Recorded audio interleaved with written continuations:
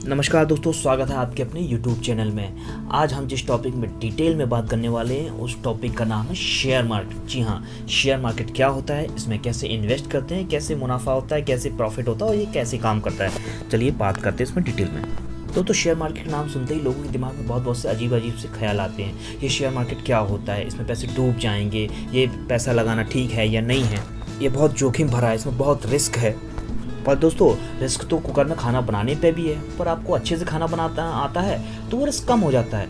और रिस्क तो गाड़ी चलाने में भी है, पर आपको अच्छे से ड्राइव करनी आती है तो एक्सीडेंट का खतरा कम हो जाता है। दोस्तों, शेयर मार्केट में रिस्क हमेशा बना ही रहता है और इस रिस्क से आप बच नहीं सकते, पर आप सही जानकारी इकट्ठा करके इस रिस्क को बहुत कम कर सकते हो। पर वो इसके बाद लोगों का मानना है कि शेयर मार्केट एक जुआ है। दोस्तों, बिना नॉलेज के आप अगर शेयर मार्केट में इन्वेस्ट करते हैं तो वो जुए से कम भी नहीं है। आपको ये समझना पड़ेगा रिस्क और कैलकुलेटेड रिस्क में क्या फ़र्क है।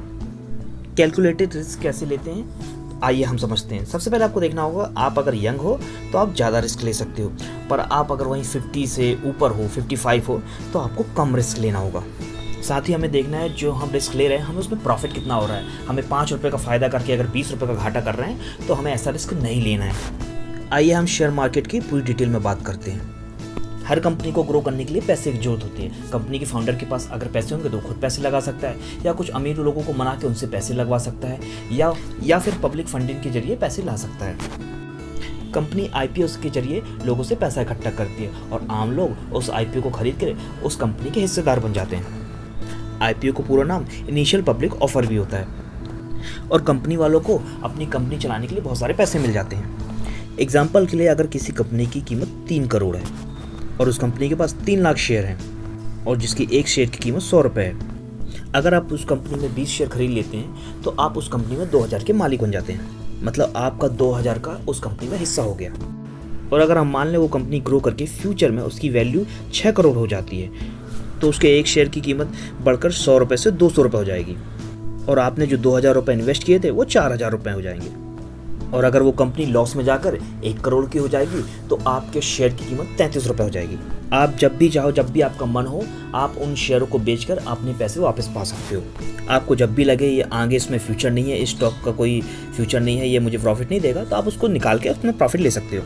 कंपनी को जब अच्छा प्रॉफिट होता है तो अपने प्रॉफिट का कुछ हिस्सा अपने शेयर होल्डर में बांट देती है, या तो वो शेयर के बदले कुछ शेयर देती है या उन्हें पैसे ऑफर कर देती है। इसे हम डिविडेंड कहते हैं। किसी शेयर की कीमत तब बढ़ जाती है जब बहुत सारे लोग उसे लेना चाहते हैं। ये मार्केट का रूल है। If demand goes up, price goes up. इसको सीधे एग्जांपल ये समझ लेते हैं, अगर कोई कंपनी बहुत तरक्की कर रही है तो उसको शेयर को बहुत सारे लोग खरीदना चाहेंगे और जिससे उसकी डिमांड बढ़ जाएगी और उसका प्राइस भी बढ़ जाएगा। ठीक उसके अपोजिट, अगर कोई कंपनी अच्छा काम नहीं कर रही है, उसके प्राइस डाउन हो जाएंगे, उसे बहुत से लोग नहीं खरीदना चाहेंगे और उसको लॉस होने लगेगा। मार्केट का रूल तो यही है, जब किसी स्टॉक की कीमत उसकी चाल से नीचे हो तब उसे एनालाइज करके और फ्यूचर में वो कैसी चाल चलेगा इसके हमें देखते हुए खरीद लेना चाहिए। और जब अच्छा प्रॉफिट हो तो प्रॉफिट बुक कर लेना चाहिए। फॉर एग्जांपल के लिए 2004 में जिसने गूगल में पैसे लॉन्ग टर्म के लिए लगाए होंगे उसे अरबों रुपए अभी तक मिल चुके होंगे डिविडेंड के रूप में। और अगर उसने ऐसे ही पैसे आगे भी लगाए रखे तो उसे ज़िंदगी भर वो पैसे डिविडेंड के रूप में मिलते रहेंगे। पर सभी कंपनी गूगल और फेसबुक तो होती ही नहीं है, तो इसीलिए बहुत सी कंपनी डूब जाती हैं जिससे इन्वेस्टर को बहुत सा लॉस होता है। तो हमें ये सीखना होगा कि कौन सी कंपनी फ्यूचर में अच्छा बिजनेस करेगी, लॉन्ग टर्म के लिए हमें प्रॉफिट देगी और कौन सी प्रॉफिट नहीं देगी। स्टॉक मार्केट में 2 स्टॉक एक्सचेंज है, एक बॉम्बे स्टॉक एक्सचेंज, एक national stock exchange. National stock exchange सबसे बड़ा स्टॉक एक्सचेंज है। आप किसी में भी पैसे लगा के अपना ट्रेडिंग शुरू कर सकते हैं। इसके लिए आपको एक डीमेट अकाउंट खोलना होता है। जैसे जिस तरह से आपके अकाउंट में पैसे रखे रहते हैं उसी तरह इस डीमेट अकाउंट में शेयर रखे होते हैं और ये आपका डीमेट अकाउंट आपके सेविंग अकाउंट से लिंक होता है। और आजकल आप डीमेट अकाउंट को आसानी से KYC करके अपने मोबाइल में खोल सकते हो। स्टॉक मार्केट में दोस्तों रिस्क कभी खत्म नहीं हो सकता। आप जिंदा है तो मरने का डर तो रहता ही रहता है। और उसी तरह इसका मतलब ये नहीं कि आप लापरवाही से ज़िंदगी जिएं, रोड क्रॉस ठीक से देख के ना करें, सुपरमैन बनने की कोशिश करें। तो आपको केयरफुल तो रहना है, लेकिन कुछ बातों का अगर हम ध्यान दें तो ये रिस्क बहुत कम हो सकता है। सबसे पहले हमें अच्छे लोगों से कांटेक्ट बनाना है जो मार्केट के बारे में जानते हो, जो एक्सपर्ट हों।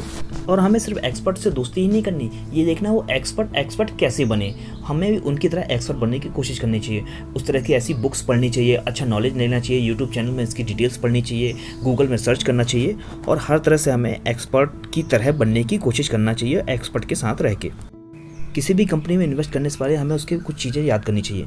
उसने डिविडेंड कितना दिया, उसके फाउंडर कौन है, उसकी टीम कैसी है, उसके फ्यूचर में ग्रो करने के चांसेस है कि नहीं, उस कंपनी के फाइनेंशियल रिजल्ट के बारे में देखना चाहिए। ये सब स्टडी के बाद ही आप डिसाइड कीजिए कि उस कंपनी में पैसा लगाना है या नहीं लगाना।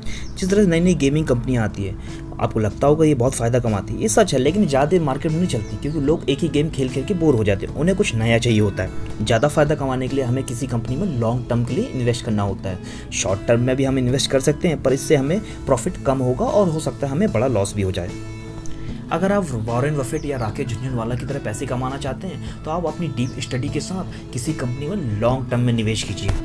दोस्तों, शेयर मार्केट बहुत बड़ा है और इसकी परिभाषा भी बहुत बड़ा है। मैंने आपको बहुत संक्षेप में समझाया है। शेयर मार्केट को और डीप में समझने के लिए कुछ बुक्स हैं जो आपको पढ़नी चाहिए। The intelligent investor, A wealth of common sense, इस तरह की 3-4 बुक्स आप पढ़ेंगे तो आपको इसका अच्छा खासा नॉलेज मिल जाएगा। अगर आप बिना रिस्क लिए पार्ट टाइम में इन्वेस्ट करना चाहते हो और सीखना चाहते हो तो आप डायरेक्टली म्यूचुअल फंड में आप इन्वेस्ट कर सकते हैं। आजकल कई ऐप है जो म्यूचुअल फंड में डायरेक्ट आपका निवेश करवाते हैं। ये वीडियो पसंद आया तो प्लीज़ लाइक कीजिए, सब्सक्राइब कीजिए। थैंक यू दोस्तों।